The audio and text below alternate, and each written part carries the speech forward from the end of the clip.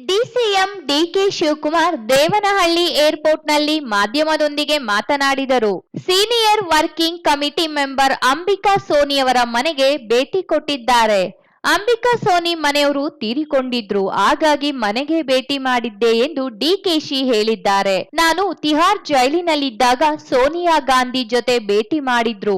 ನನಗೂ ಅವರಿಗೂ ಬಹಳ ಆತ್ಮೀಯತೆ ಇದ್ದ ಅವರು ನಮ್ಮ ಪಕ್ಷದ ಲೀಡರ್ ಎಂದರು. ಎಸ್ಎಂ ಕೃಷ್ಣ ಅವರು ಅಧಿಕಾರದಲ್ಲಿದ್ದಾಗ ನಮಗೆ ಜನರಲ್ ಸೆಕ್ರೆಟರಿ ಆಗಿದ್ರು. ನನ್ನನ್ನು ತಮ್ಮನಂತೆ ಪ್ರೋತ್ಸಾಹ ಮಾಡ್ತಿದ್ರು. ಹಾಗಾಗಿ ನಾನು ಖಾಸಗಿ ವಿಸಿಟ್ ಮಾಡಿದ್ದೇನೆ. ಹೈಕಮಾಂಡ್ ಭೇಟಿ ಚರ್ಚೆ ಯಾರು ಬೇಕಾದ್ರೂ ಮಾಡ್ಕೊಂಡ್ಲಿ, ನಾನು ಹೋಗಿದ್ದು ಕೆಲಸ ಅಷ್ಟೇ ಮಾತ್ರ ಮಾಡ್ತೀನಿ.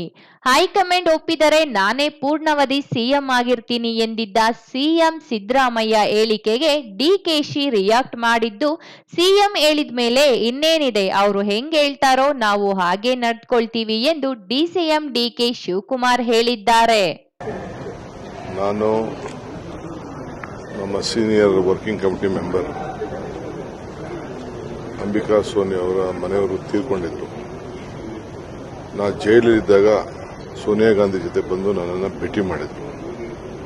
ನನಗೂ ಅವ್ರಿಗೂ ಬಹಳ ಆತ್ಮೀಯತೆ. ನಮ್ಮ ಪಕ್ಷದ ಲೀಡ್ರು ಕೃಷ್ಣ ಅವರು ಇಲ್ಲಿದ್ದಾಗ ಸೆಷನ್ ಮಾಡಿದಾಗ ಅವರೇ ನಮ್ಮ ಜನರಲ್ ಸೆಕ್ರೆಟರಿ. ಒಳ್ಳೆ ತಮ್ಮನ ಥರ ಬಹಳ ಪ್ರೋತ್ಸಾಹ ಮಾಡ್ತಾಯಿದ್ರು. ಸೊ ಅದಕ್ಕೆ ನಾನು ಕಂಡೋಲೆನ್ಸ್ ಕೊಡಬೇಕು ಅಂತ ಪ್ರೈವೇಟ್ ವಿಸಿಟ್ ಅಂತ ಹೋಗಿದ್ದೆ. ಅಫಿಷಿಯಲ್ ಆಗಿ ಏನೋ ಕೆಲಸ ಇಲ್ಲ, ಹೋಗಿ ಭೇಟಿ ಮಾಡಿ ಅವ್ರಿಗೆ ಕಂಡೋಲೆನ್ಸ್ ಹೇಳ್ಬಿಟ್ಟು ಬರ್ತಾ ಇದ್ದೀನಿ. ಅಷ್ಟು ಬಿಟ್ಟು ಬೇರೆ ಏನಿಲ್ಲ. ಸಿಎಂ ಹೇಳಿದ ಮೇಲೆ ಇನ್ನೇನಿದೆ, ಅವ್ರು ಹೆಂಗೆ ಹೇಳ್ತಾರೋ ಹಂಗೆಲ್ಲ ನಾವೆಲ್ಲ ನಡ್ಕೋತೀವಿ.